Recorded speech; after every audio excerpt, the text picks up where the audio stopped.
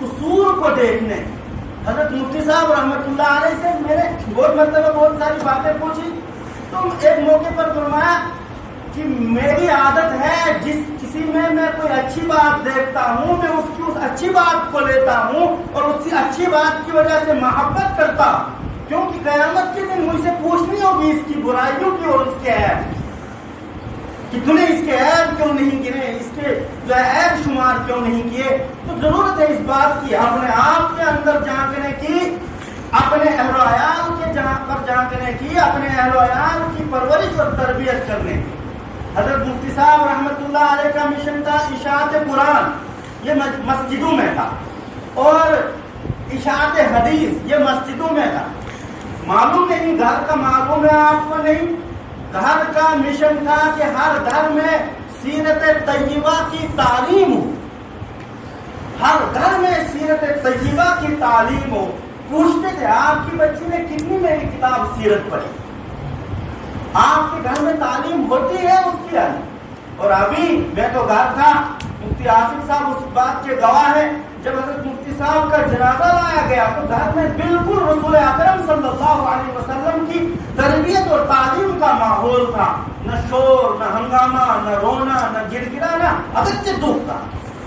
تو ساتھیوں کہیں یہ تعزیتی مجلسیں, رسمی مجلسیں نہ رہ جائیں, علماء بھی تھک کر بیٹھ جائیں اور جوان بھی تھک کر بیٹھ جائیں, ایسا نہیں. علماء نے اپنے مشن کو جاری رکھنا ہے. مفتی صاحب کا یہ مشن کہ اس منبر و محراب سے قرآن اور حدیث کی اشاعت ہو, اور جو حفاظ ہیں, قراء ہیں, انہوں نے ترجمہ نہیں سیکھا, اپنے قریبی علماء سے ترجمہ سیکھا. جو عام جوان ہیں انہوں نے قرآن کریم نہیں سیکھا, وہ قراء اور حفاظ سے قرآن کریم سیکھے صحیح پانا, اور پھر اس کے بعد علماء سے صحیح معنوں میں ترجمہ سیکھے. یاد رکھیے یہ تو ایک دوست آج جو ہے ماحول بنا ہے سوشل میڈیا پر. ابھی میں آ رہا تھا تو واٹس ایپ پہ کسی نے بھیجا علماء سے آگے نکلو گے تو موت, یعنی وہ جنازہ سامنے رکھا ہوا تھا, پیچھے رہو گے تو زندہ. میں نے دیکھا یہ مذاق ہے یا کیا ہے, تو میں نے اپنے اکابر کی طرف نظر دوڑائی. مولانا قاسم صاحب نانوتوی رحمۃ اللہ علیہ نانوتا ایک قصبہ کے تھے, وہاں بہت سارے نافرمان لوگ اور نہ جانے کس قسم کے لوگ رہتے تھے. مولانا قاسم صاحب نانوتوی رحمۃ اللہ علیہ کے بارے میں شہرا ہوا صرف 49 سال ان کی عمر. کام انہوں نے ایسا کیا جیسے 200 سال کیا. ایسے حضرت مفتی صاحب رحمۃ اللہ علیہ ہے, عمر تو آپ کی 56 یا 55 سال ہے, لیکن پتا آپ کو آپ نے جو فارغ ہو کر کام کیا ہے مصیبت کے دنوں کو ملا کر 27 سال بنتا ہے, اور مصیبت کے دنوں کو چھوڑ کر صرف 23 سال بنتا ہے.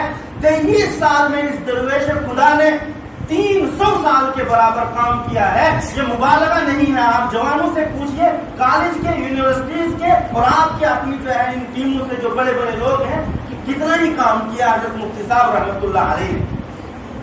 مولانا قاسم صاحب نانوتوی رحمۃ اللہ علیہ کا جب کام چمکا تو مخالفین بڑے ایک دن مذاق کیا کہ کیسا والی ہے, ایسا کرتے ہیں زندہ ایک جوان کو کفن کیا اور اس کو جو ہے جنازے کی شکل میں رکھا.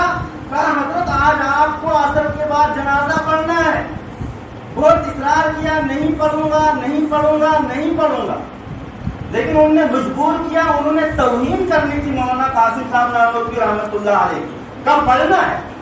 مولانا قاسم صاحب نانوتوی رحمۃ اللہ علیہ عصر کی نماز پڑھنے کے, عصر کی نماز کے بعد پھر کہا تھا نہیں پڑھوں گا. چلو آپ کہہ رہے ہیں, نماز جنازہ پڑھی, اور نماز جنازہ کے بعد اصل میں انہوں نے اس جوان کو سکھا رکھا تھا آدھا جنازہ ہوگا تو آپ اٹھ کر بھاگ جانا اور اس کی توہین ہوگی اور یہ ذلیل ہوگا. اللہ اکبر ہوا, جنازہ پورا کا پورا پڑا گیا, جوان اٹھ نہیں رہا ہے. سلام کرا اور سلام کرنے کے بعد متوجہ ہوئے کہ بھائی آپ ضرورت نہیں ہے اور کچھ کرنے کی, دفنا دو. فرمایا اس کو دفنا دو.